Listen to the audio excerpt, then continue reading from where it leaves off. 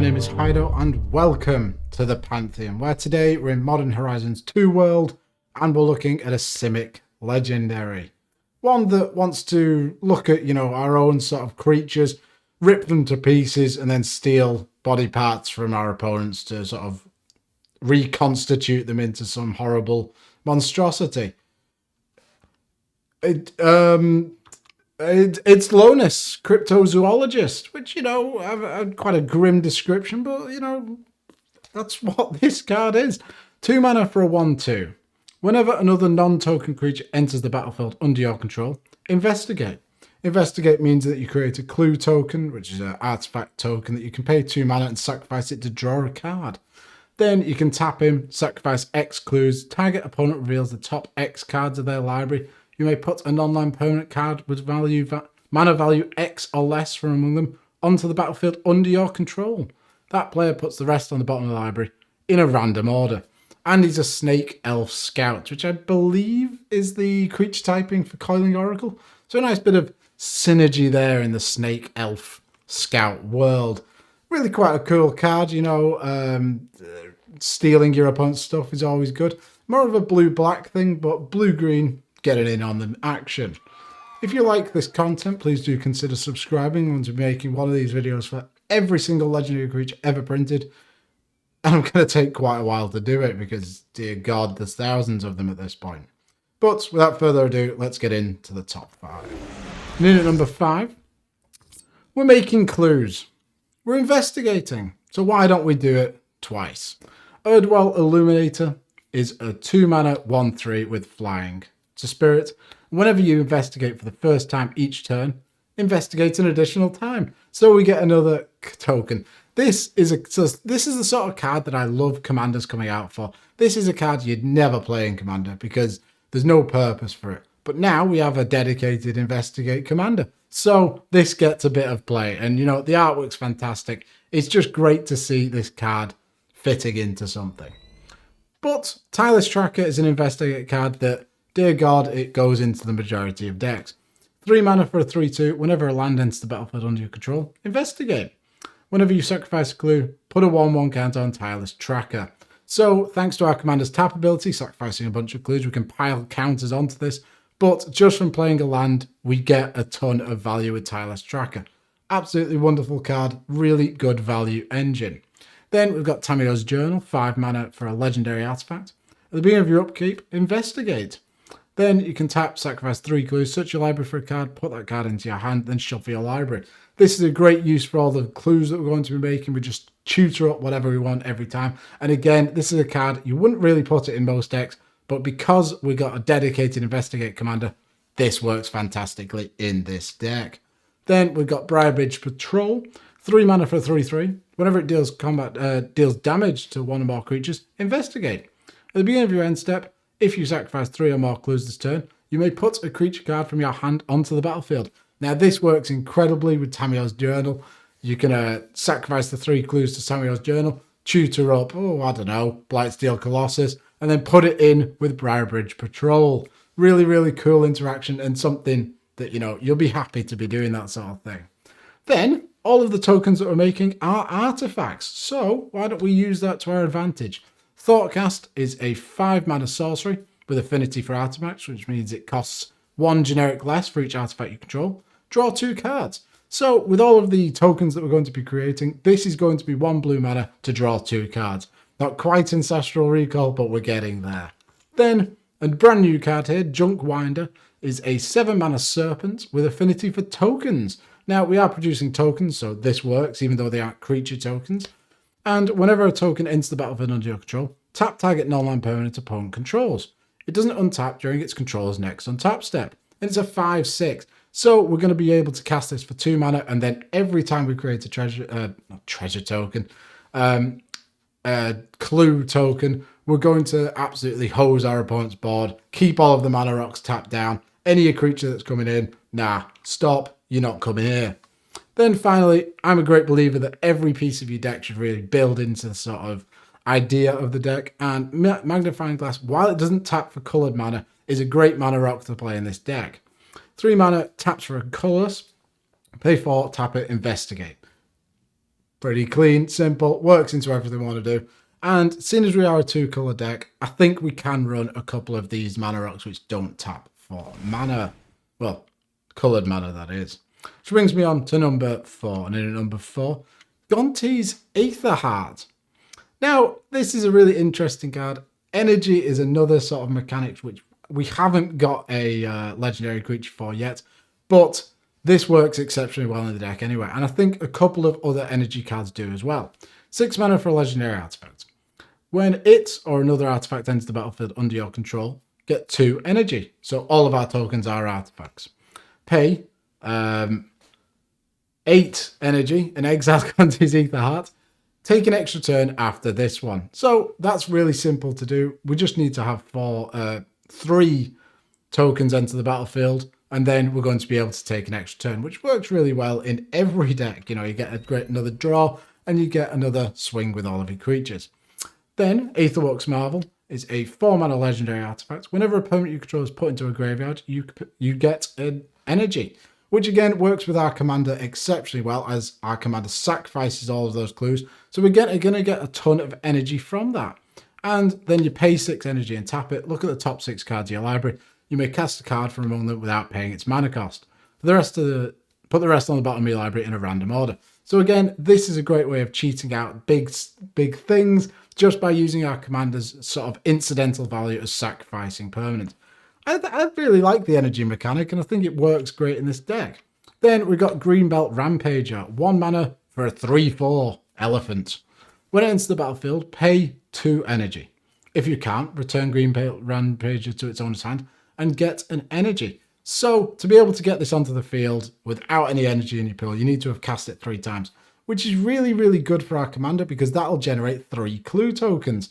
And that might be a theme of the deck later on, and the top sort of picks. So this is a great way of generating not only a bit of energy, but you can also get some tokens off your commander. Excellent. And then if you're playing just general green, blue, good stuff, Rogue Refiner is a good card to have in. 3 mana for a 3/2 human rogue.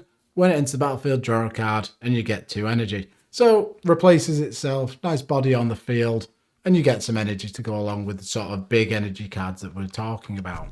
Which brings me on to number 3. And at number 3, we've got Tunnel Vision. These cards are all about selecting the cards off the top of your opponent's library. And Tunnel Vision, well, it's really dependent on your play group. If you play with the same people and you know their sort of decks, this is a wonderful card to play with as commander. 6 mana for a sorcery. Name a card. Target player reveals cards on the top of his or her library until the named card is revealed. If it is, that player puts the rest of the revealed cards into his or her graveyard and puts the named card on top of his or her library. Otherwise, that player shuffles his or her library.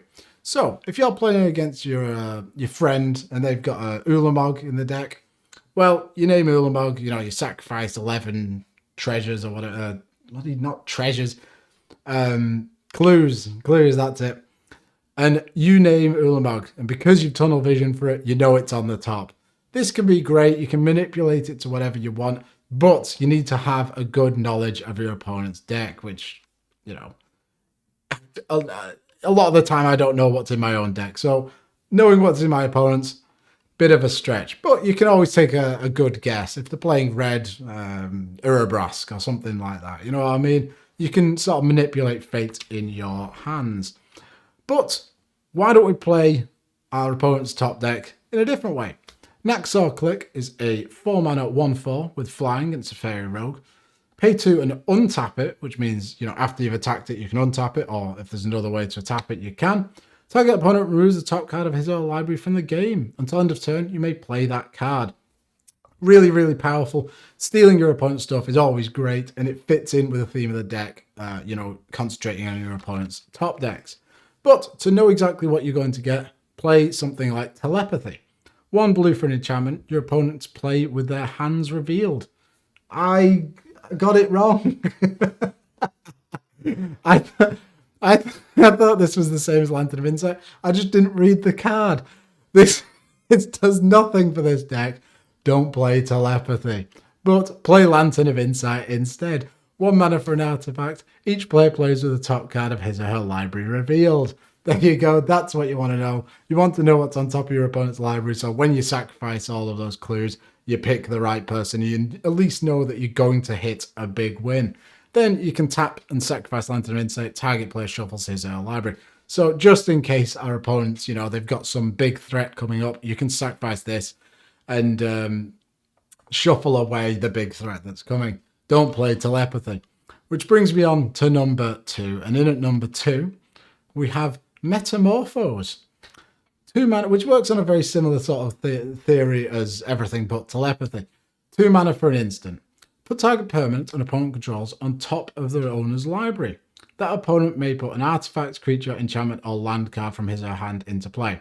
So, bit of a trade-off, because you can give your opponent they can dump Blightsteel Colossus into play for free, but you can choose exactly what you're going to get off your commander. You're putting their best permanent on top, and then you can activate your commander, steal it. This can be really, really good, or it could backfire magnificently. And that artwork is great. And this is a card I've never really seen before, and I think finding those cards that work really well in a specific commander, that's what it's all about for me. And this is a great card for that. Then we've got Submerge. 5 mana for an instant. If an opponent controls a forest and you control an island, you may play Submerge without paying its mana cost. So the likelihood is we are going to have an island in our green-blue deck, and our opponents, green is a very popular colour. Put target creature on top of its owner's library. Again, this is wonderful. For free even, you can just select, right, okay, I want that Finhorn Elves or something like that. You can steal their best thing. Then Mind's Dilation, 7 mana enchantment. Whenever an opponent casts his or her first spell each turn, that player exiles the top card of his or her library. If it's an online card, you may cast it without paying its mana cost. Again, playing with your opponent's top decks, tons of value can be generated through this. And because if our opponent gets stuck in like a counterspell war, well, we can steal everything during their turn. And the art's pretty lovely. I like the nice spiky woman. She looks nice. Then this card can backfire horrendously. Dubious Challenge. 4 mana for a sorcery. Look at the top 10 cards of your library. Exile up to 2 creature cards from among them. Then shuffle your library. Target opponent may choose one of the exile cards and put it into the battlefield under his or her control. Put the rest onto the battlefield under your control.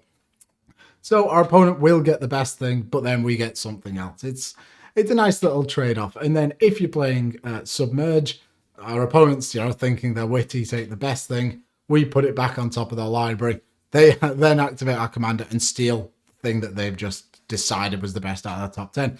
Really, really cool card that works well with our commander. Which brings me to number 1. And at number 1, we got Shrieking Drake. 1 blue mana for a 1/1. It's cool. It's a Drake and it has flying. When it comes into play, return a creature you control to its owner's hand. Well, what creature are we going to return? It's going to be Shrieking Drake. So for 1 blue, we bounce it back to our owner's hand. And that generates us a token from our commander. So for 5 blue, we've then got 5 clue tokens that we can sacrifice to get a 5-drop off our opponent's libraries. Really, really cool card. And the artwork, look at the contrast, that red floor, the blue. It just looks so cool. Those skulls and then that little bloke running away. Really, really awesome. Those wings, pretty feeble though. Can't see how it, flies. But hey ho, it's going to end up back in our hand anyway. To go along with this, Argent Sphinx is another card which is really cool in terms of flicker. 4 mana for a 4/3 with flying. Metalcraft. All of our tokens are artifacts, so I was going to say they are metal. They're metal. You can pay a blue, exile Argent Sphinx, return it to the battlefield under your control at the beginning of the next end step. Activate the ability only if you control 3 or more artifacts. So on the turn cycle, we're constantly going to have this re-entering, exiling, getting us a bunch of clue tokens. Then Team of Sabertooth, 4 mana for a 4/3. Cat. You can pay in 2, and you may return another creature you control to its owner's hand. If you do, Team of Sabertooth gains indestructible until end of turn. This can just reset anything. If we've got a nice end to the battlefield, like a Coiling Oracle that I mentioned earlier, you can rebuy it, play it again. Great stuff. Then Baron Tolarian Archmage, 3 mana for a 2/2 human wizard. When it ends the battlefield, return up to 1 other target creature or planeswalker to its owner's hand. So that includes our own things. We can bounce our own creatures to get another trigger. At the beginning of the end step, if a permanent is put into your hand from the battlefield this turn, draw a card. So with all these bounces, we're going to be getting a bit of advantage using Baron. Really, really nice. Then just a couple of other generic good flicker cards. Thassa, Deep Dwelling, 4 mana for a 6/5 god with indestructible. As long as your devotion to blue is less than 5, Thassa isn't a creature. At the beginning of your end step, exile up to one other creature, target creature you control, then return that card to the battlefield under your control. And you pay 4 to tap another target creature. Nice defensive maneuver. And we just get a ton of value, generate a couple of tokens off our commander. Then the big boy himself, Deadeye Navigator. 6 mana for a 5/5 with Soulbound, which means when it comes in, pair it with another creature. And each of the creatures have pay 2, exile this creature, then return it to the battlefield under your control. So for 2 mana, and you get a bunch of tokens from everything entering. Then finally, Aetherling. I love the artwork on this. Really, really cool. Nice blue hand. 6 mana for a 4/5. Pay a blue, exile Aetherling. Return it to the battlefield under its owner's control at the beginning of the next end step. And you can pay a blue to make it unblockable, or pay a colorless generic to give it +1, -1, or -1, +1. Does absolutely everything. Can get in there, can end up winning the game. It's really, really good against planeswalkers, is, just make it unblockable, get it in, pump it up to however much you want. Then if someone points some removal at it, exile it, then comes back, gets us a token from our commander. And those are my top 5 cards for Lonis. Not Londis, the shop that's quite big in the UK, but Lonis, the Cryptozoologist. Really, really cool commander. Really nice to steal your opponent's things. Don't play Telepathy. It doesn't work that well with the deck. I mean, you can play it, but why? Thank you very much for watching. If you like this video, please subscribe, comment, and do all that sort of stuff. I'll see you soon. Bye.